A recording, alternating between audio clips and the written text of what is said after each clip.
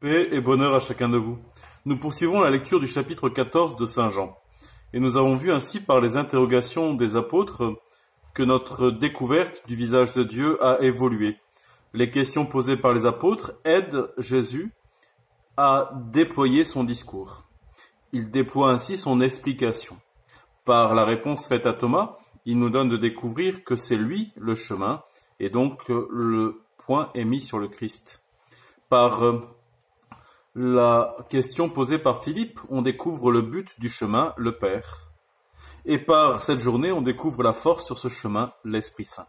Cet Esprit Saint qui nous donne de pouvoir aimer, qui est l'amour du Père et du Fils, cet Esprit Saint qui est répandu en nos cœurs et qui nous donne par les commandements de pouvoir aimer le Seigneur. Oui, nous l'entendons, obéir aux commandements du Seigneur, écouter sa parole, c'est bien découvrir un avocat, un défenseur, c'est découvrir ainsi une parole qui nous donnera des paroles, des mots à nos propres mots.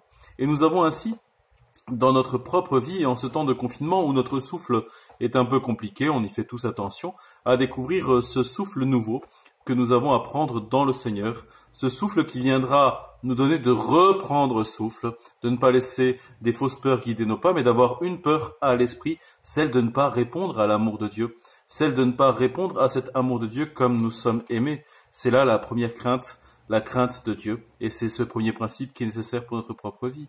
Lorsque nous avons cette crainte de Dieu de ne pas répondre à l'amour de Dieu à la hauteur de son amour, alors nous découvrons que tout est rappelé par le Seigneur. Les disciples ont été dans la peur au long de leur jour, et c'est l'Esprit Saint qui leur a donné de ne pas rester dans la peur, de ne pas rester dans leur petit cerveau à tourner en rond dans telle ou telle crainte. En ce déconfinement, il est sûr que les mesures barrières doivent être maintenues, et nous avons à y être encore plus attentifs que dans le temps du confinement. Mais nous avons les uns les autres aussi à découvrir cette vie qui doit reprendre, cette vie qui doit être présente, cette vie qui doit pouvoir se remettre en route tout en gardant les distances et les mesures barrières qui sont là. Nous avons les uns les autres à vivre ainsi de cette écoute de la parole de Dieu, de parler au Seigneur sans cesse de ce que nous vivons et portons, pour laisser sa parole éclairer nos cœurs, pour laisser le défenseur, l'avocat, nous donner de découvrir qu'il habite en nos cœurs. Et ainsi nous avons à vivre de cette amitié avec Dieu. Dieu aime tout homme, puisqu'il a créé tout homme à son image, à sa ressemblance. Et Dieu ayant donné la vie, est le principe de vie qui habite toutes les vies. Mais nous voyons ici l'inhabitation de Dieu. Et cette inhabitation de Dieu est bien dans cette amitié, dans ce lien qu'il y a entre nous et Dieu, dans ce lien qu'il y a d'une amitié. Et pour qu'il y ait une amitié, il y a une volonté de ne pas blesser et une volonté d'aimer par lui, de l'écouter.